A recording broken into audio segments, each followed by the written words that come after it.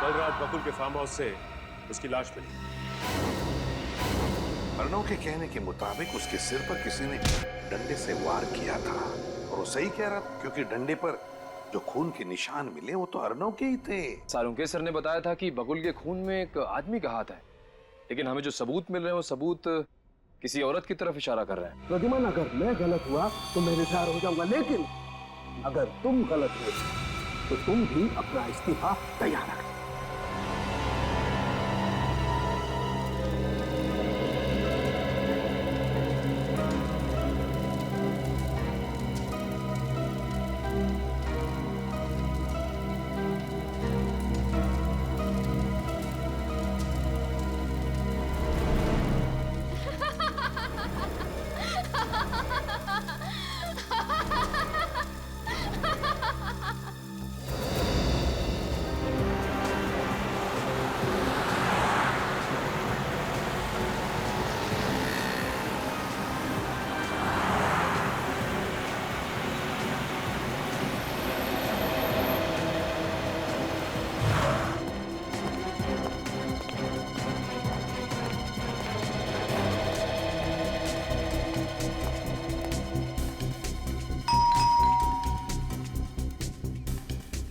लगता है घर पे नहीं है।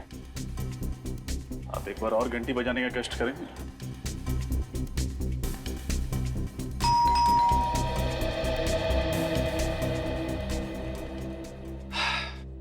सर लगता है रश्मि घर पे है नहीं। हम लोग क्यों अपना टाइम वेस्ट करें, चलते हैं यहाँ से। आफ्टर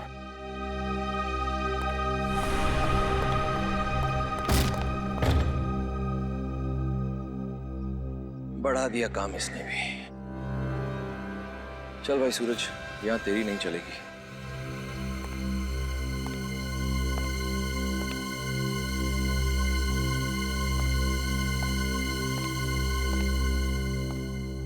पूरे घर को छान मारो। यस सर, आज सारे सबूत अच्छे से मिटा दूंगा। देखता हूं कैसे करते हैं केस सॉल्व।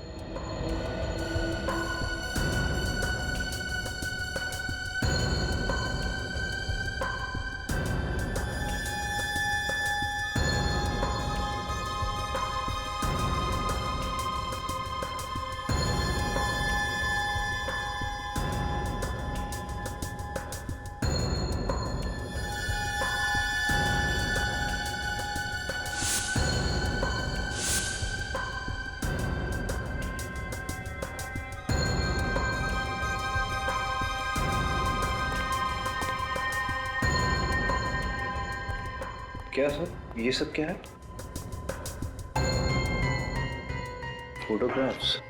सर लगता है रश्मि घर से भागने से पहले ये फोटोग्राफ्स और ये कागजात जलाकर डस्टबिन में फेंक गई। लेकिन क्यों? रश्मि को इन चीजों से ऐसा क्या खतरा हो सकता था? एक सेकेंड, कुछ कागज के टुकड़े ऐसे भी हैं जो पूरी तरह जले नहीं हैं।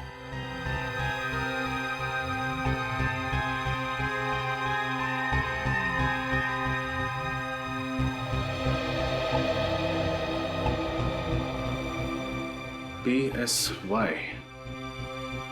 PSY से क्या शब्द हो सकता है? शायद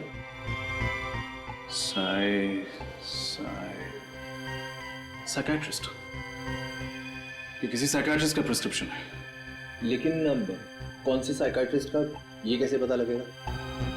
उसकी जरूरत नहीं है सूरज, बस ये पता चल जाए कि रश्मि ये दवाई ले क्यों रही थी, हमारा काम हो जाएगा।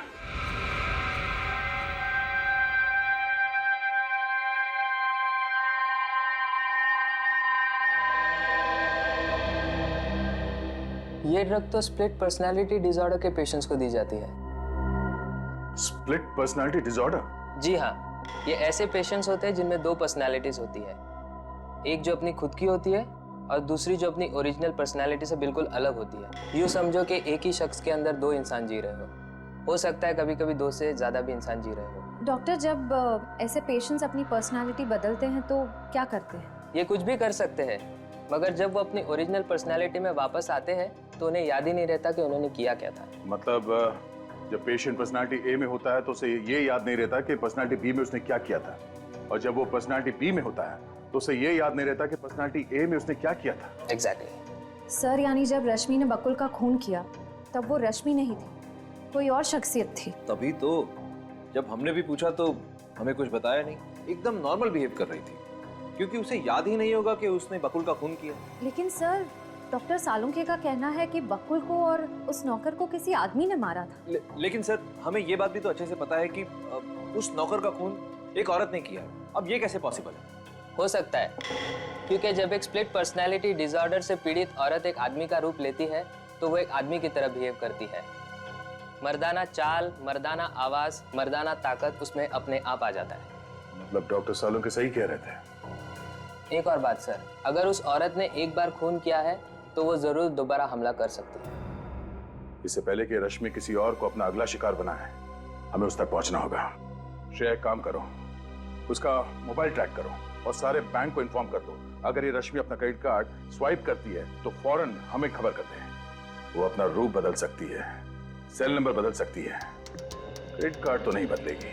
विश्वास नहीं होता कि बकुल जी के खून में रश्मि का हाथ हो सके। और सर हैरानी की बात तो यह है कि सालुंखे सर अब यही मान रहे हैं कि किसी आदमी ने ही बकुल जी और उस नौकर का खून किया है।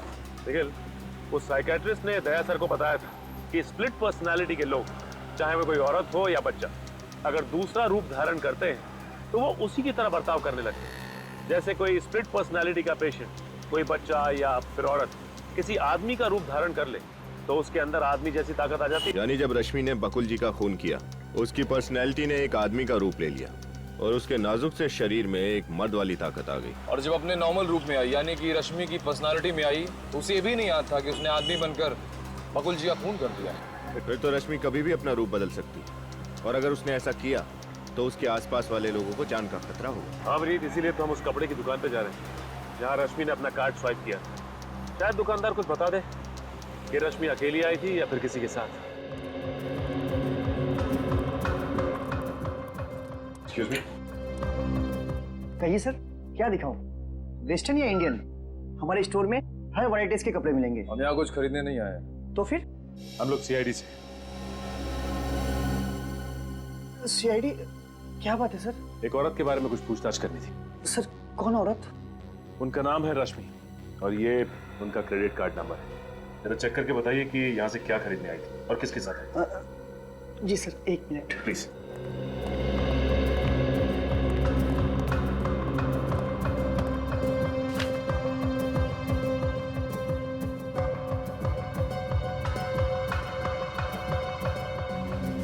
सर, ये हो बिल सर।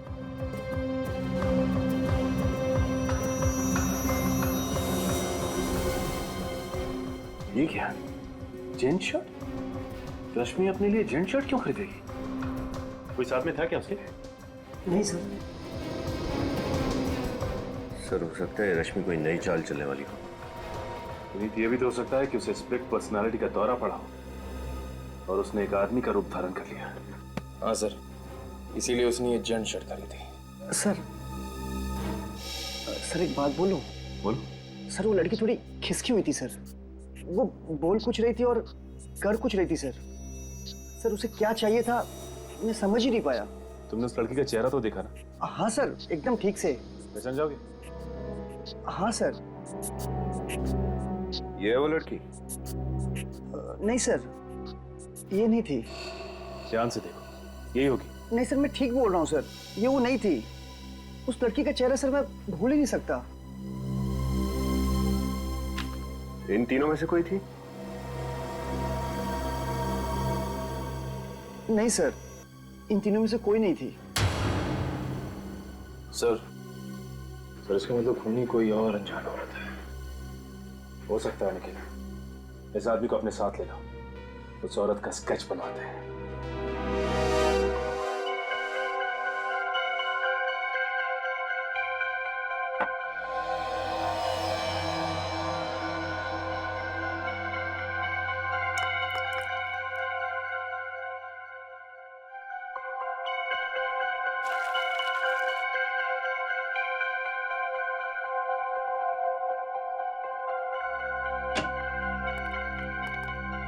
सालुंखे? हाँ। सॉरी, अरे यार, आज दिन किधर से उगा भाई? एसीपी प्रद्युमन और सालुके को सॉरी। यार गलती हो गई थी इसलिए सॉरी कह दिया, उसमें क्या हुआ? गलती? कैसी गलती? सालुके तो कह रहा था ना कि वो खून किसी मर्द ने किया है, और हम कह रहे थे कि वो खून किसी औरत ने किया है। तो सही था सालुके। सही था ना? सही था ना? अरे सही कैसे नहीं होऊंगा बॉस? मेरा अंदाजा कभी गलत नहीं होता, बरसों का एक्सपीरियंस है आफ्टर ऑल। ओए, आधा सही था तू, आधा। आधा सही मतलब? सालुके, वो जो औरत है ना जिसने खून किया है, वो एक स्प्लिट पर्सनालिटी डिसऑर्डर की मरीज है। उसके जहन में, उसके शरीर में जब भी कोई मर्द घुसता है ना, तो मर्दों वाला बर्ताव करती है। ओह आई सी, इंटरेस्टिंग। बट एनीवे, आधा सही तो हूं ना? तो बॉस, इसका मतलब सालुके को रिटायर होने की तो जरूरत नहीं है ना? क्या करूं, छुटकारा भी नहीं, पाला जो पड़ गया तेरे से। अरे यार, यही तो गलत है तुम्हारा। कब बॉस बन जाते हो, कब दोस्त रहते हो, पता ही नहीं चलता। एनीवे, आज सालुके लड़ाई के मूड में बिल्कुल नहीं है। भाई, आज आप लोगों का मनोरंजन नहीं हो सकता है। अरे सर, ऐसी बात क्यों कर रहे हैं आप? सच कह रहे हैं सर। आप लोग जब झगड़ते हैं ना, तब मनोरंजन नहीं, हमें टेंशन हो जाती है। टेंशन होती। सालुके साहब, हाँ, ये देखिए। एक मिनट बस। क्या? ये फोटो। गुड जॉब तारिका। तुम एक काम करो, बाकी के फोटोज भी साफ करो। सर। बॉस, मैं तुम्हें कुछ दिखाना चाहता हूँ। पंकज, लाइट ऑफ करो जरा।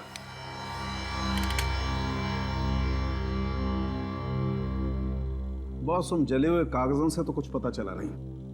देखते हैं इस फोटो से क्या पता चलता है। ये तो स्कूल यूनिफॉर्म पहनी हुई किसी बच्ची की फोटो है।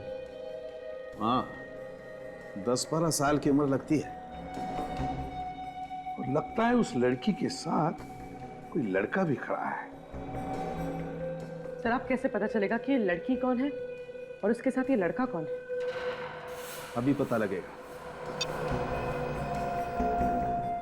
रश्मि? रश्मि की बचपन की फोटो है ये। लेकिन सर, कोई अपने बचपन की फोटोज क्यों जलाएगा? लोग ये सब तभी करते हैं जब वो कुछ छुपाना चाहते हैं। हाँ सर, मतलब रश्मि के साथ बचपन में कुछ ऐसी बात हुई है जिसे वो छुपाना चाहती है। जरूर फ्रेडी, ऐसा ही हुआ होगा। लेकिन लगता है रश्मि उसके फोटो में वो जो लड़का खड़ा है ना, उसकी तस्वीर मिटाना चाहती है। यस सर, अब इस लड़के का पता लगाना पड़ेगा। मगर कैसे सर? फोटो में तो कुछ दिख रहा ही नहीं है। क्यों नहीं दिख रहा है? देखो अभी, देखो उस बैच पर क्या लिखा है। DAG public school, DAG public school. Hello Shashi, अच्छा सुनो, वो 1995 का जो बैच था ना, उसका एडमिशन फॉर्म मुझे चाहिए। हाँ, रश्मि नाम की स्टूडेंट का। जी जी, 5th स्टैंडर्ड। ओके ओके, ठीक है। सॉरी, आप लोगों को 2 मिनट और वेट करना पड़ेगा। आप लोग चाय या कॉफी कुछ लेंगे? जी नहीं यार, थैंक्स। मैडम, ये फाइल।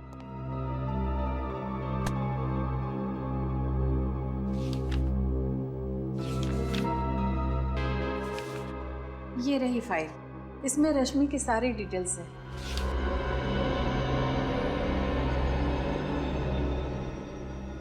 लेकिन इस फाइल से हमें खास जानकारी नहीं मिलने वाली। कुछ और बता सकती हैं आप रश्मि के बारे में? जी नहीं, इस बारे में मुझे और कुछ पता नहीं। एक मिनट सर, मुझे इस लड़की का चेहरा देख के कुछ याद आ रहा है। इसका एक बड़ा भाई था जो फुटबॉल बहुत अच्छी खेलता था। वो हमारे स्कूल की टीम में था। आपको पूरा यकीन है? जी सर। क्या नाम था उसका और कौन सी क्लास में पढ़ता था? सर, नाम और क्लास तो याद नहीं है। हाँ सर, वो इससे 2-3 साल बड़ा था सर। 2-3 साल बड़ा था। ये 1995 की 7वीं और 8वीं क्लास की रिकॉर्ड फाइल लेके आइए प्लीज। वो होठ थोड़ा पतला होगा। सर ये रश्मि कहीं भेस बदल के तो नहीं गई थी गारमेंट शॉप में? इसी वजह से शॉपकीपर उसे पहचान नहीं पा रहा है। हो सकता है अभिजीत, बिल्कुल हो सकता है। हाँ पंकज। जी सर। ये नीता, निकिता और शिखा तीनों को बुलाया ब्यूरो में? जी सर, श्रेया उन्हें लेके आती होगी। गुड। स्केच रेडी है सर।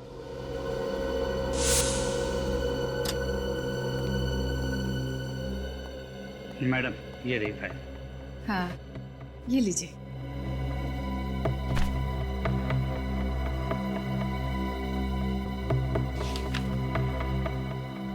निखिल, रश्मि के घर से जो फोटोग्राफ्स मिली थी बोला ना? सॉरी।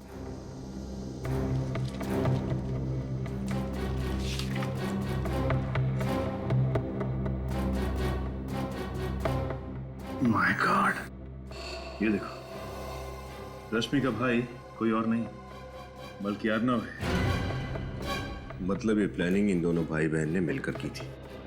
यही थी वो और? हाँ सर, हमारे स्टोर में यही औरत आई थी।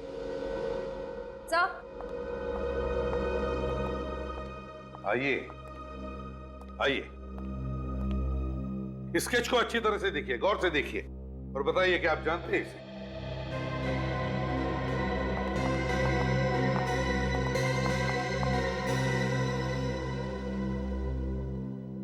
नहीं सर।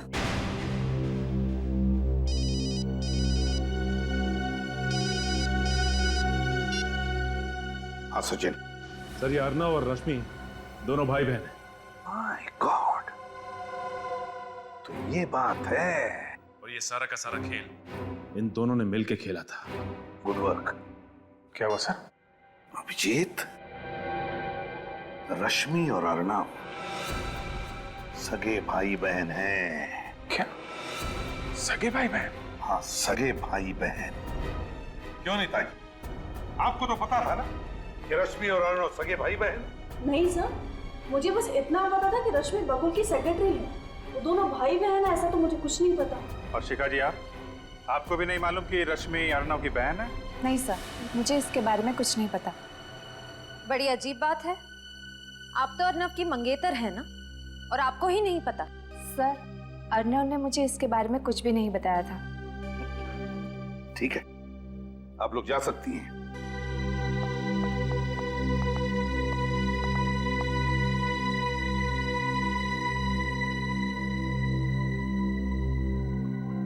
अभिजीत,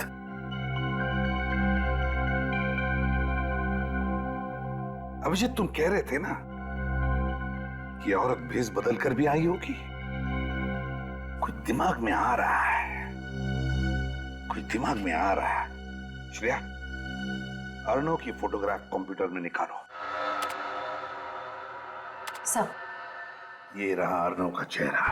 अब श्रेया, अर्नव के इस चेहरे पर स्केच में जो जो है वो सब बनाओ। ये ऐसे बाल, ये कानों में बालियां और ये लिपस्टिक।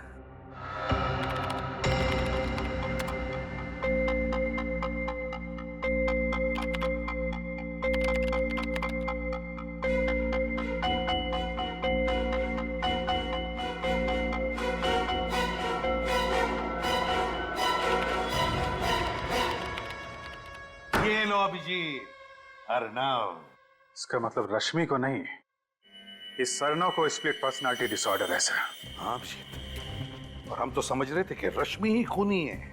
याद है वो कपड़े का टुकड़ा जो हमें बकुल के फार्म हाउस से मिला था? उस कपड़े के टुकड़े पर चमड़ी, स्किन के अंश मिले थे।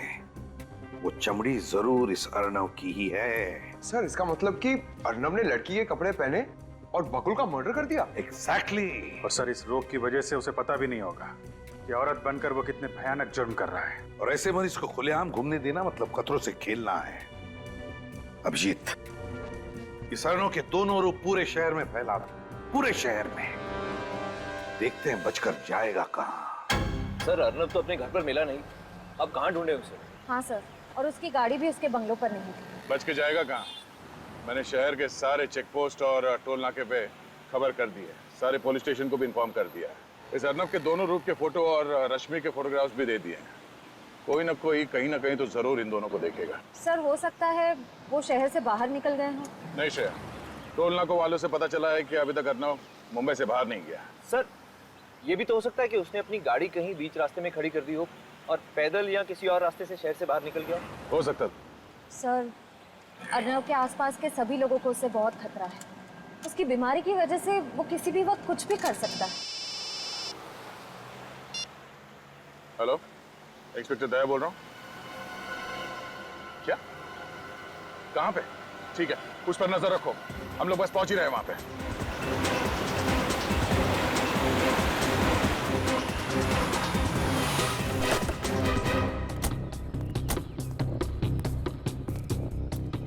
आपने फोन किया था ना? आप सीआईडी से? हाँ हाँ सर, मैंने फोन किया था।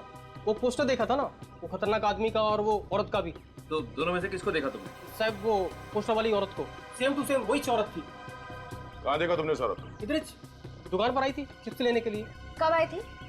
अभी थोड़ी देर पहले, तभी तो फोन किया मैं सबको। किस तरह गई वो औरत? वो गाड़ी लेके आई थी? नहीं साहब, वो चलते चलते उस गली से आई, चिप्स लिया और वापस उसी गली में चली गई। चलते चलते इस गली में गई? पक्का यकीन है कि वो इसी गली में गायब हुई? एकदम पक्का साहब, चेहरा इतना अजीब था, भूल कैसे सकता हूँ। सर उसी गली में तो बकुल का फार्म हाउस भी है। बकुल का farm house? Oh no, let's गो।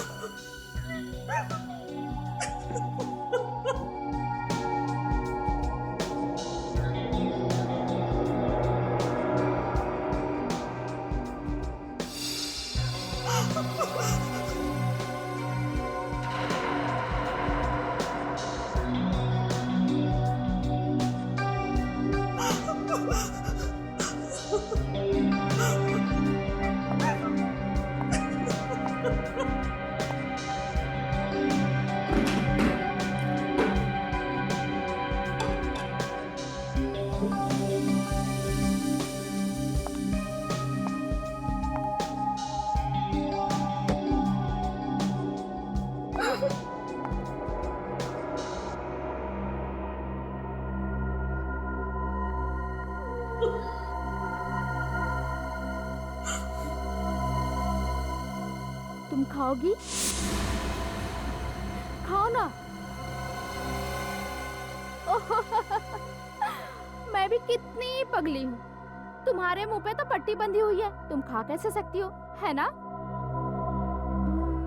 कोई बात नहीं, इसे मैं ही खा लेती हूँ। हाँ?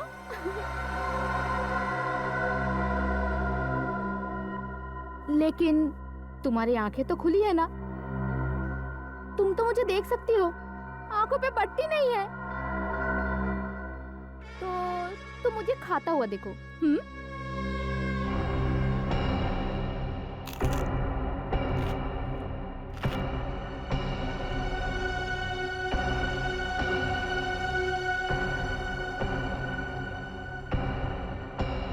तो क्या नाम बताया तूने अपना? रश्मि, यानी कि रेशम रेशम, मुलायम। तेरी हिम्मत कैसे हुई कि तू मुझसे ज्यादा खूबसूरत दिखे? तेरा कोई हक नहीं है, कोई हक नहीं है तेरा, समझी तू? लेकिन अगर तूने हिम्मत की है तो हर गलती की सजा होती है ना? बोल, क्या सजा चाहिए तुझे? बोलना। रेशम रेशम, रश्मि।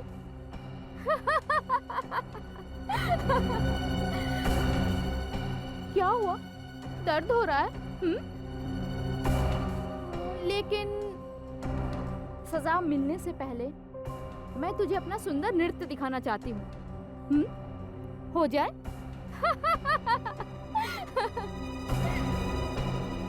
पहले मजा, फिर सजा।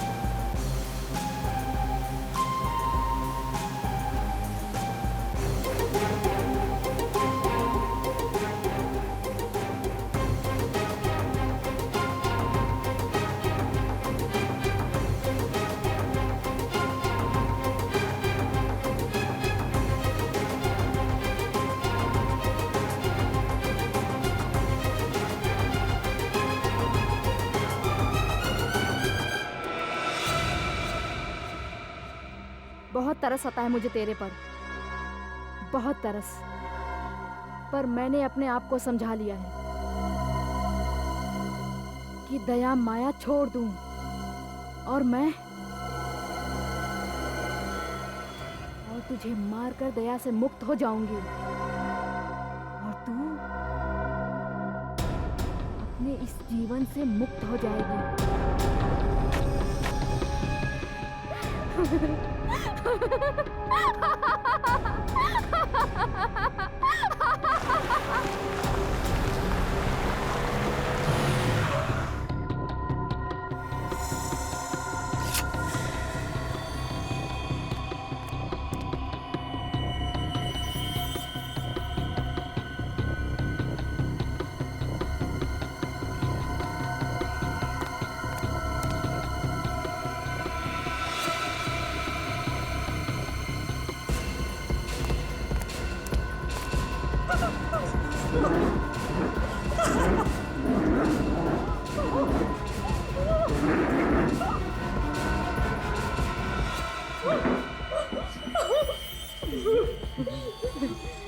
अलविदा, अलविदा। मगर मुझे तेरी बहुत याद आएगी रश्मि।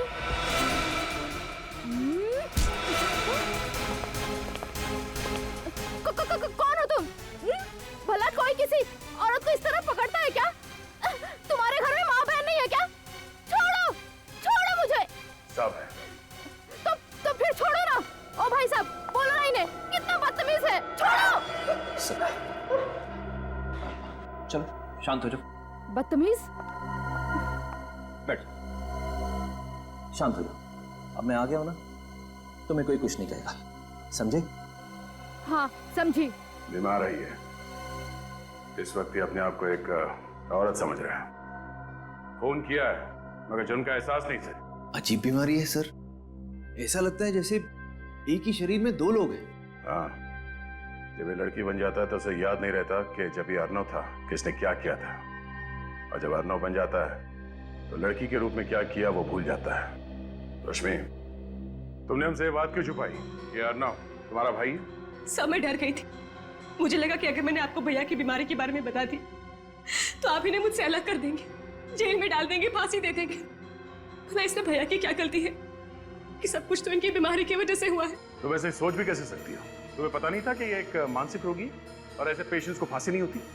और अगर आपने ये बात हमें पहले बता दी होती तो अर्नव का आज इलाज चल रहा होता किसी अच्छे साइकियाट्रिस्ट के पास, और आपकी ये हालत नहीं होती।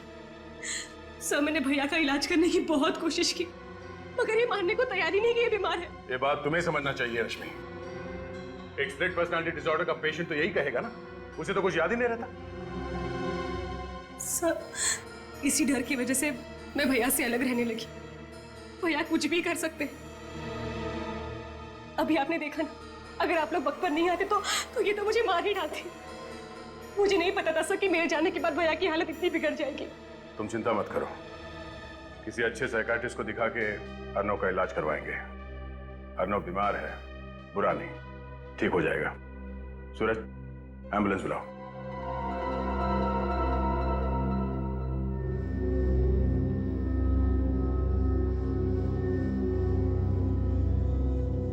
Finger on your lips.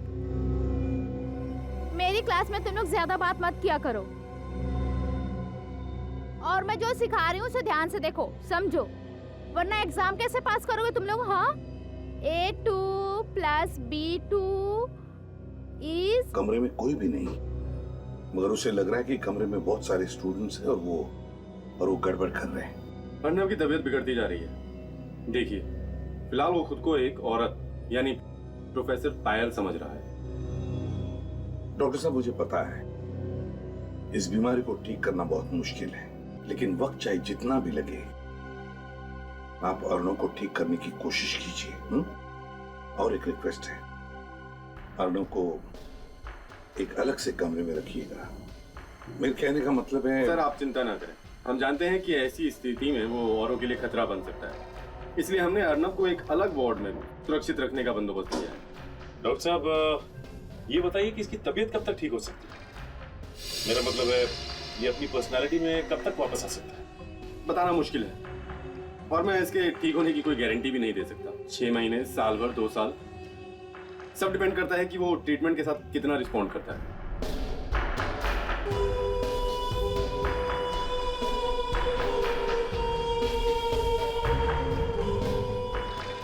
ठीक है डॉक्टर साहब, अब हम चलते हैं। अगर आपको कोई भी जरूरत पड़े अर्नव के लिए तो हमें जरूर कहिएगा। Okay, goodbye. क्या बात है पंकज, अचानक चुप क्यों? सर, मुझे ऐसे पेशेंट से बहुत डर लगता है सर। अगर वो यहाँ से भाग के मेरे घर आ गया तो?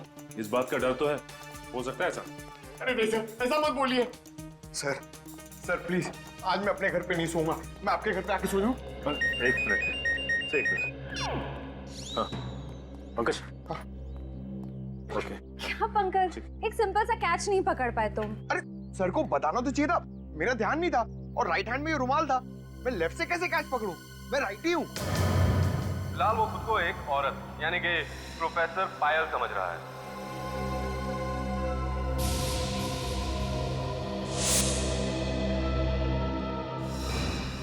माय गॉड सचिन, ये अर्नव बीमारी का नाटक कर रहा है। बीमार नहीं है वो।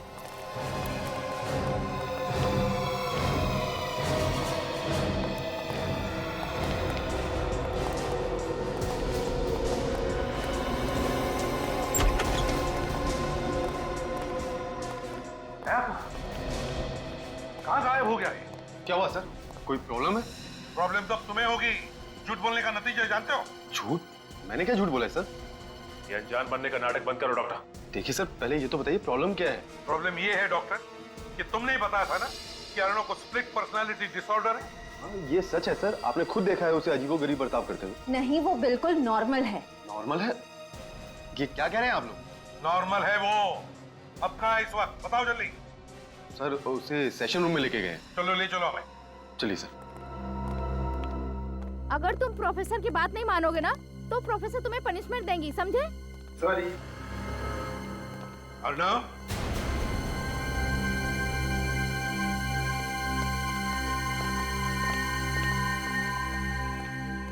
आजकल के बच्चे, बाप रे बाप। नमस्ते टीचर जी।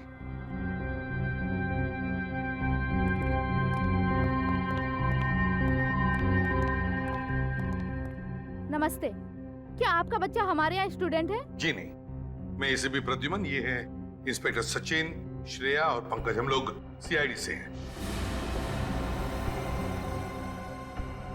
सीआईडी? जी हाँ, सीआईडी। वैसे आपका नाम क्या है टीचर जी? पायल। पायल। पायल, पायल तुम्हें पता है हम यहाँ किस लिए आए? हाँ, मुझे पता है आप लोग यहाँ क्यों आए हैं। तब तो तुम ये भी जानती होगी कि तुमने क्या क्या किया है। हाँ हाँ, मैंने ही बकुल को मारा है, मैंने उसका खून किया है।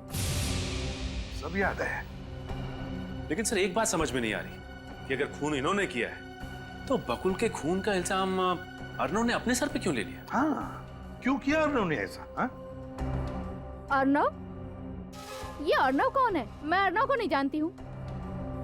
ये सब छोड़िए पायल जी, ये बताइए कि बकुल का खून कैसे किया आपने? चाकू मारकर। और जब चाकू मारा तब बकुल कहाँ था? उसके फार्म हाउस पे। तो उसके फार्म हाउस पर तुम गई कैसे? पीछे के दरवाजे से। फार्म हाउस और पहुंची कैसे? इतने दूर है वो फार्म हाउस? गाड़ी से। गाड़ी का कलर? Red, black. तो फार्म हाउस के अंदर जाते ही तुमने बकुल पर वार कर दिया? नहीं, मैं वार करने वाली ही थी, लेकिन मुझे जब पता चला कि जिस आदमी को मैं मारने जा रही हूँ वो बकुल नहीं है, दरअसल कोई और आदमी है, तो मुझे टेंशन आ गया और मैंने बस यही सोचा कि उस आदमी को बेहोश कर दूं। कैसे बेहोश किया? डंडा मार के। तुम जानती थी उस अनजान आदमी को? नहीं, मैं उस आदमी का चेहरा नहीं देख पाई। कैसे देख पाती? अंधेरा जो था। और खून करने के बाद क्या किया तुमने? मैं खिड़की से भागी और बंगलों के पीछे सुनसान घर की छत पे वो कपड़ों से भरा बैग फेंक दिया मैंने। मतलब अपनी गाड़ी में नहीं गई तुम? नहीं। फिर तो आपकी गाड़ी वहीं पे खड़ी होनी चाहिए थी। लेकिन सर, हमें तो वहाँ कोई कार नहीं मिली। चोरी हुई होगी, वो तुम पता लगा ही लेंगे। बकुल को क्यों मारा तुमने? हाँ? धोखेबाज था वो। कैसा धोखा दिया? पहले उसने नीतिका से शादी की, फिर बिना बताए उसने नीता से भी शादी कर ली और नीता के सारे पैसे ऐड कर उसने मुझे अपने प्यार के चंगुल में फंसाया। और फिर उस राक्षस बकुल ने रश्मि के साथ चक्कर चलाना शुरू कर दिया। बकुल और रश्मि? हाँ, उन दोनों का चक्कर था। लेकिन तुम्हें पता कैसे चला कि बकुल अपने फार्म हाउस पर है? हाँ, उस मीटिंग के बारे में तो सिर्फ अर्नव को पता था। मैं उस पर नजर रख रही थी। अर्नव पर? ये अर्नव कौन है? मैं अर्नव को नहीं जानती हूँ, मैं बकुल का पीछा कर रही थी। पायल जी अब रहती कहाँ है? मलाड। और काम क्या करती है? आखिर मैं प्रोफेसर हूँ, मैथ प्रोफेसर। और माता पिता कहाँ है? माँ बाप बचपन में ही मर गए थे, मैं अनाथ हूँ। अब तो मैं भी उनके पास चली जाऊंगी। आप लोग मुझे फांसी जो दे दोगे। अरे नहीं नहीं पायल जी, बकुल का खूनी तो मिल गया। मतलब? बकुल का खून तुमने नहीं किया है, अर्नव ने किया है, अर्नव ने। कौन अर्नव? ये अर्नव क्या लगा रखा है? मैं किस अर्नव को नहीं जानती हूँ। पायल, अर्नव वही है जिसे तुमने फार्म हाउस में बेहोश किया था। वो भी बकुल को मारने के लिए वहां पहुंचा था, लेकिन तुम वहां पहुंच गई और उसी का फायदा उठाकर उसने असली चाकू से उस पर वार किया। लेकिन उसने एक गलती की।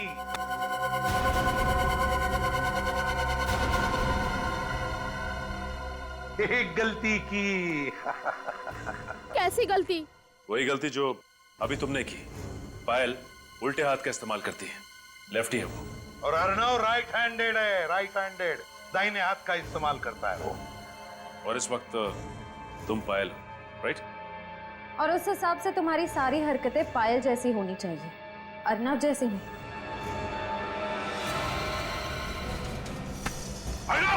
रुक जाओ! अर्नव! रुक जाओ! रुक जाओ!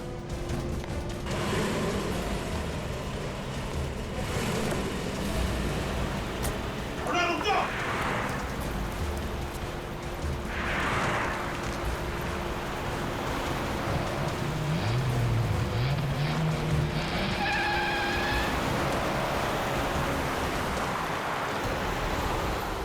हो रही हूँ डंपर के आगे। निकलना नहीं चाहिए हमारे हाथों से सचिन। नहीं बचेगा सर। पलक झपकते ही हमारे आंखों के सामने से भाग गया। सर ये बहुत चालाक है। ओवरटेक करो उसे। हाँ सर। प्लान बना के आया था वो पहले से ही। देखा, उसी लिए उसका साथी आया था गाड़ी लेकर उसे उठाने के लिए।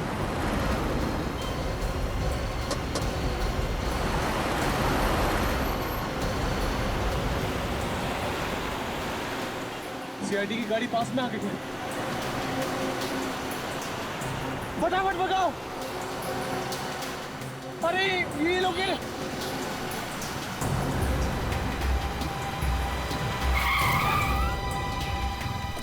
अब क्या करें? मारो।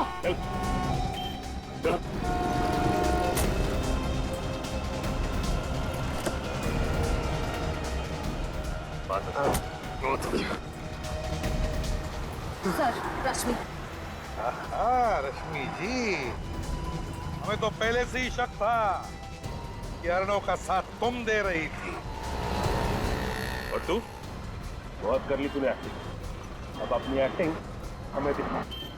अर्नव, अपने स्प्लिट पर्सनालिटी डिसऑर्डर की एक्टिंग से तुमने साइकियाट्रिस्ट को भी फंसा दिया। वाह, कहां से सीखी तुमने ये एक्टिंग? कितनी भी एक्टिंग कर लो, लेकिन तुम भूल गए कि हर नाटक पे पर्दा गिरता ही गिरता है। तो फिर बताओ, कहां से शुरू करोगे अपनी कहानी? हाँ, ये सच है कि मैंने स्प्लिट पर्सनालिटी डिसऑर्डर के पेशेंट होने का नाटक किया और बकुल का खून किया। लेकिन बकुल का खून क्यों किया? वो तो तुम्हारा अच्छा दोस्त था ना? नहीं, अच्छा दोस्त नहीं था वो मेरा, बल्कि वो अच्छा इंसान नहीं था, हैवान था वो, हैवान। क्यों? ऐसा क्या किया था बकुल ने? उसने मेरी बहन की जिंदगी बर्बाद कर दी। रश्मि की जिंदगी बर्बाद कर दी? कैसे? बहरूपिया था वो, मक्कार था वो, धोखेबाज था, भोली भाली लड़कियों को अपने जाल में फंसाता था, शादी करता था मुझसे उनकी प्रॉपर्टी के लिए। पहले से 2 शादी कर चुका था वो, और मेरी बहन की जिंदगी बर्बाद करना चाहता था अब तक से। ये सच है सर, बकुल से मुझे प्यार था, लेकिन मैं उसकी शादीशुदा जिंदगी से बिल्कुल अनजान हूँ। उसने पहला फुसला कर मेरी सारी प्रॉपर्टी अपने नाम पर करवा दी और मैंने उसे मना तक नहीं किया, ये सोचकर कि वो तो मुझसे शादी करने ही वाला था। फिर एक दिन मुझे सच पता चला कि वो तो पहले से ही शादीशुदा है और उसकी एक नहीं बल्कि दो पत्नियां हैं, नितिका और दूसरी नीता। मैं उससे मिला, उसे समझाने की कोशिश की मैंने उसे कहा कि अगर तू मेरी बहन से प्यार करता है तो अपनी बीवी को तलाक दे दे और रश्मि से शादी कर ले। लेकिन उसने ऐसा नहीं किया। हाँ। फिर हम दोनों ने मिलकर उस राक्षस को खत्म करने का प्लान बनाया। अर्नव ने बकुल को झगड़ा खत्म करने के बहाने फार्म हाउस पर बुलाया और उसका कत्ल कर दिया। बदले की आग में तुमने ना सिर्फ बकुल का बल्कि उस नौकर का भी कत्ल कर दिया। तुम दोनों ने ये जुर्म किया है, अब सजा भी तुम दोनों को होगी, शायद फांसी।